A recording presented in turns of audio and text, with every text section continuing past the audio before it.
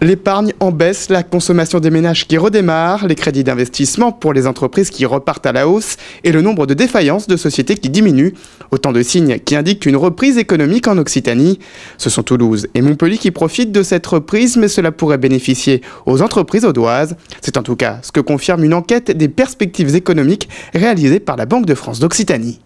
Nos chiffres sont très très positifs puisqu'il y a une reprise très forte dans tous les secteurs.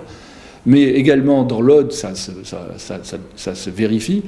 D'une part, parce que nos entreprises vont travailler aussi sur ces deux sites métropolitains, mais également les entreprises qui venaient de l'extérieur sont moins présentes chez nous, donc le marché reprend de l'air, les locaux peuvent travailler en étant moins concurrencés, les prix de vie repartent un peu plus à hausse. De bémol, tout de même, le secteur de l'équipement électronique accuse une perte de 4,1% de chiffre d'affaires au premier semestre 2017. Et la rentabilité des entreprises occitanes a été moins bonne que prévu. Si les autres secteurs se portent mieux, hormis le bâtiment, cela a peu ou pas d'impact sur l'emploi pour le moment. Les patrons des PME restent encore trop frileux à embaucher.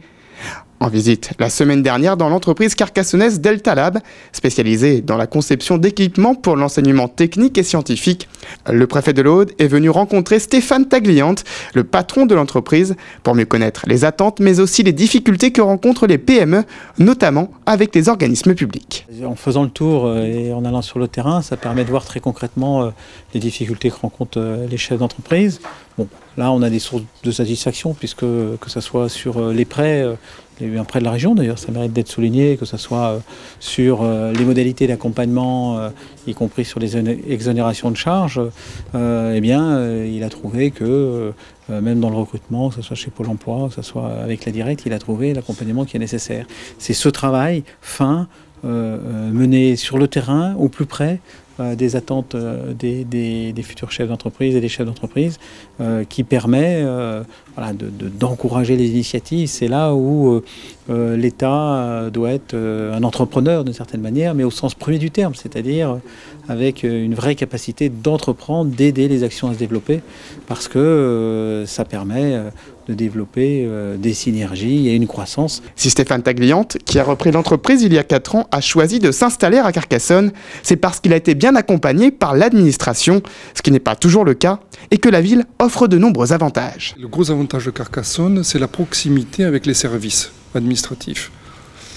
Grande efficacité de Pôle emploi pour m'aider à trouver le personnel, la Banque de France, proximité avec la Banque de France ou la banque, proximité avec la directe aussi, pour faire des différents le plan d'épargne entreprise, tout ça. Puis bon, ce qu'il y a aussi à Carcassonne, c'est que le prix au mètre carré du local industriel est beaucoup plus faible qu'à Toulouse.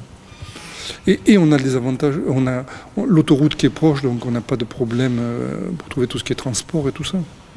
On est bien, mais comme toutes les PME, c'est toujours fragile, quoi. On n'a pas une vue à long terme. Si la reprise reste fragile, Carcassonne dispose de tous les atouts pour attirer les entreprises. Mais le seul indicateur valable pour les PME reste le taux de remplissage de leur carnet de commandes pour amorcer une reprise durable.